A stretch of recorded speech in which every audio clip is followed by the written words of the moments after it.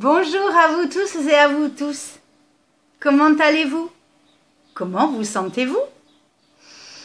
Il est vrai que les énergies ne sont pas à prendre avec des pincettes et que parfois, il ne suffit pas de grand-chose pour que les choses démarrent au quart de tour. Certains d'entre nous se sont pris la tête ou se sont engueulés avec des proches. D'autres ont vécu des trucs assez déstabilisants dont ils n'étaient pas préparés. Et puis, certaines situations ou événements sont apparus dans nos vies brusquement, nous obligeant à nous adapter rapidement, coûte que coûte. C'était à prendre ou à laisser. Pas le temps de réfléchir, les énergies nous poussaient à avancer, à changer, à prendre des risques ou pas, pour transformer des pans de nos vies bien plomb-plomb. Et en parallèle, certaines choses étaient longues et lourdes à faire bouger. D'ailleurs, certains attendent encore des réponses, des nouvelles par rapport à des démarches ou autres. Et avec la rétrogradation de Mercure en Lion le 27 juillet, jour de la pleine lune, ça ne va pas s'arranger. Les énergies de l'éclipse solaire partielle du 13 juillet ont permis d'ouvrir une brèche inconsciente de besoin, d'envie de changement et de transformation dans nos vies. Véritable point d'appui pour nous propulser vers les changements réels, cette pleine lune du 27 juillet, avec son éclipse lunaire totale, sera l'apogée de nos révolutions intérieures. Pour rappel, une éclipse lunaire totale, c'est lorsque la lune est plongée dans un certain temps dans l'ombre de la Terre. Elle prend alors une couleur cuivrée selon l'alignement Soleil, Terre et Lune. D'après le site Futura Science, cette éclipse sera l'une des plus longues éclipses lunaires de ce 21e siècle, car elle ne mettra pas moins d'1h42 minutes et 57 secondes pour traverser l'ombre de notre planète.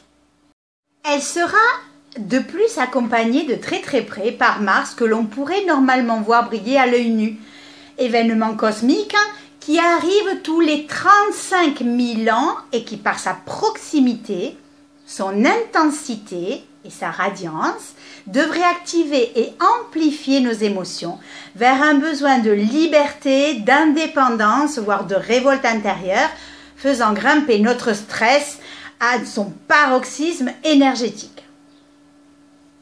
C'est pour dire que cette pleine lune du 27 juillet 2018 et cette éclipse lunaire totale, conjointe à Mars, vont quelque peu marquer nos consciences cet été.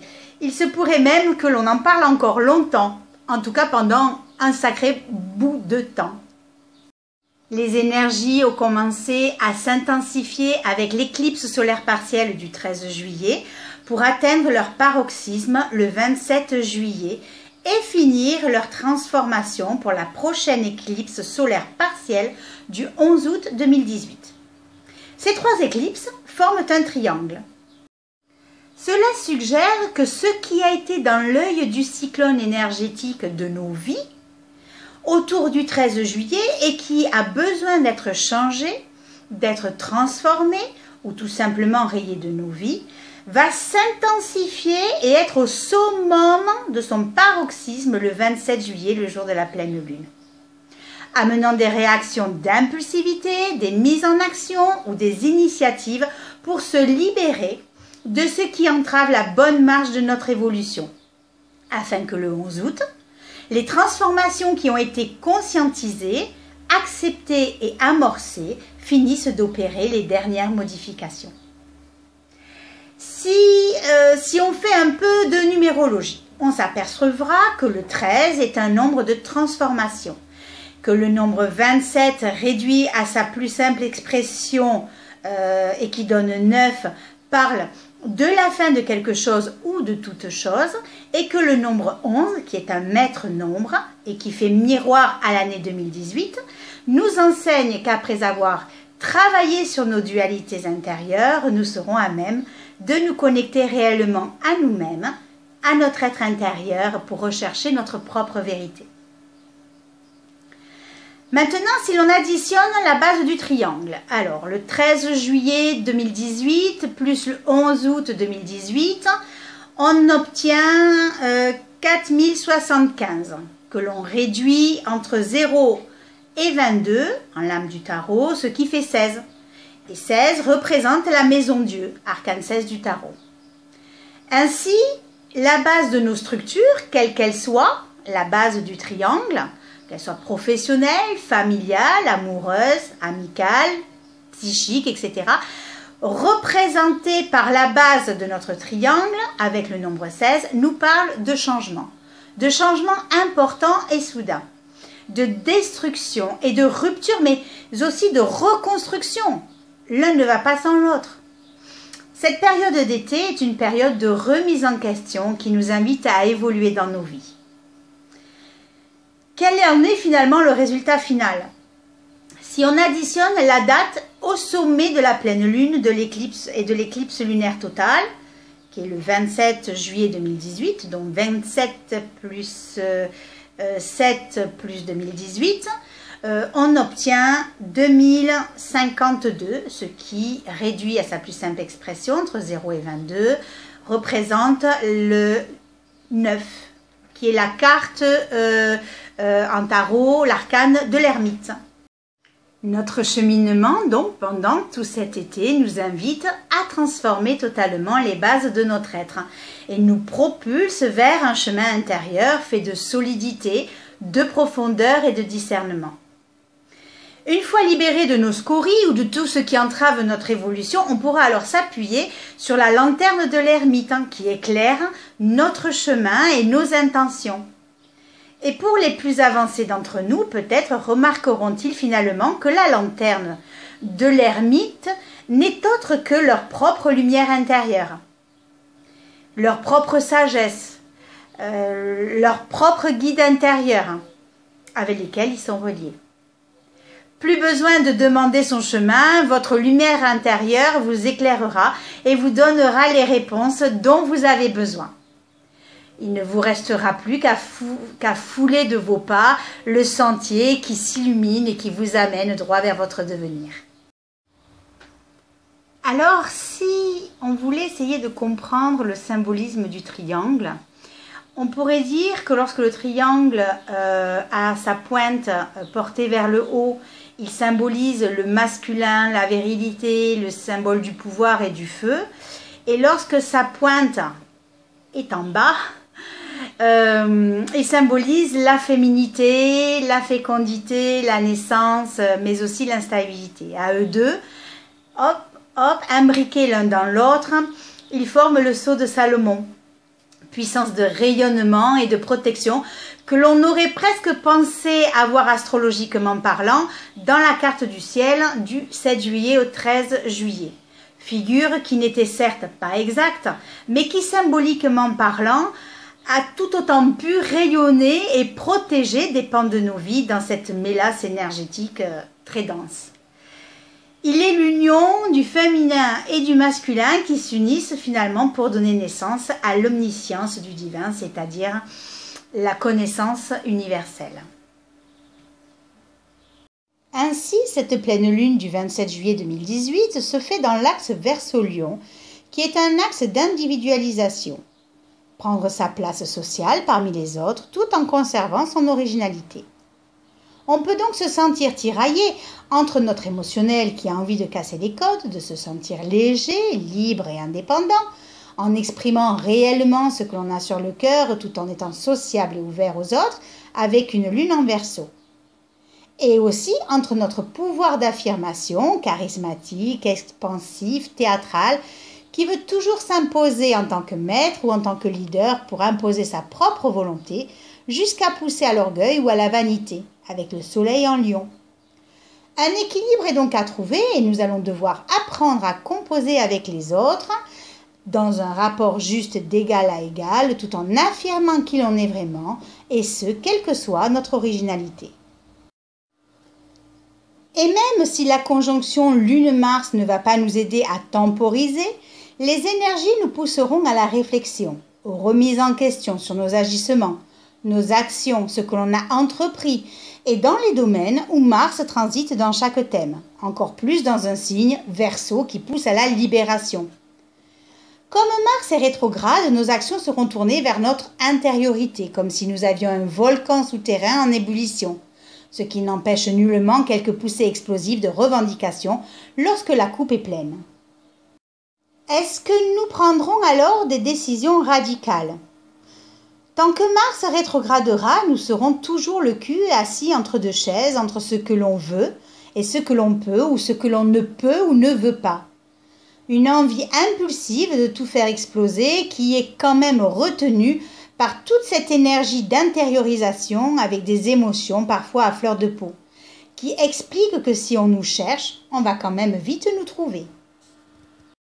D'autant plus que le couple Lune-Mars est en dissonance avec Uranus, montrant des tensions palpables et des réactions vives, voire impulsives, des disputes, des discussions houleuses, du stress, des ruptures brusques sur des pans de nos vies auxquels on s'accroche et que l'on ne veut pas laisser partir. Parce que si Mars n'agit pas immédiatement et qu'il bouillonne, cela n'empêche pas l'expression de nos émotions d'être parfois tranchantes. L'autre en face qui reçoit cela doit composer avec ce flot d'agressivité comme si un seau d'eau lui était tombé sur la tête. Notre équilibre affectif est complètement déstabilisé. L'insatisfaction guette, nos sentiments et nos désirs sont eux aussi complètement déboussolés et tout ce flot de sentiments vient réveiller en nous de vieilles mémoires passées qu'il va nous falloir comprendre pour réhabiliter la justesse de nos émotions avec nos sentiments et être au plus juste de ce qui se trame à l'intérieur de nous. Saturne en Capricorne nous aidera quand même à calmer le jeu et à prendre les responsabilités qui s'imposent et à essayer de maîtriser ce qui est maîtrisable avec les autres au niveau de nos projets, de nos familles ou de nos diverses structures. Ainsi, en temporisant ce trop-plein émotionnel explosif intériorisé, Saturne va nous donner les moyens de réaliser nos projets ou nos intentions. Mais il va quand même falloir modifier, rectifier et transformer tout ce qui touche l'affirmation de soi et l'autorité, en d'autres termes, tout ce qui nous limite et qui vient de notre éducation paternelle et de sa loi, va devoir subir des transformations si l'on veut évoluer dans le bon sens. Nous avons tous hérité de principes, de croyances, d'idées, de façons de penser. Nous avons tous été conditionnés par notre éducation, par notre père, par son autorité et par sa loi. Mais avancer vers notre devenir en gardant des choses erronées ne va faire que nous limiter et nous ralentir dans notre ascension. C'est surtout que si nous voulons nous recréer nous, indépendamment de papa et de maman, pour exprimer la plus belle création de nous-mêmes, ce qu'on va pouvoir donner au monde comme contribution à ce monde, il va nous falloir lâcher énormément de choses. Peut-être alors pourrions-nous envisager de structurer nos créations de façon plus intuitive, peut-être même d'un point de vue plus spirituel. Cette pleine lune forme un T carré à Uranus, indiquant une mauvaise utilisation de l'énergie uranienne. Tout ce qui est stress, énervement, impatience, etc., qui veut balayer devant sa porte tout ce qui bloque ou limite la bonne expression de notre être. Avancer, oui, mais ne rien transformer en taureau, comme tout ce qui a un rapport avec la sécurité affective, les besoins, les désirs d'amour possessif, les possessions matérielles, les nourritures diverses et excessives, notre petit confort, nos satisfactions personnelles et tous les plaisirs qu'ils soient de chair, de table ou autre, tout garder précieusement et essayer d'évoluer de la sorte, non. Le Scorpion en face ne peut tolérer toutes ces possessions qui nous illusionnent sur la réalité de notre être et nous invite donc à lâcher prise et à rentrer dans nos propres profondeurs pour se délester du trop-plein. Mourir à tous nos conditionnements qui nous ont permis d'arriver jusque-là aujourd'hui, mais qui ne répondent plus aux énergies planétaires actuelles. Pour se libérer, l'homme doit revenir au centre de lui-même et cesser tout bavardage inutile, intérieur, qui ne nourrit plus son authenticité et son intégrité. redevenir la plus simple expression de sa part divine.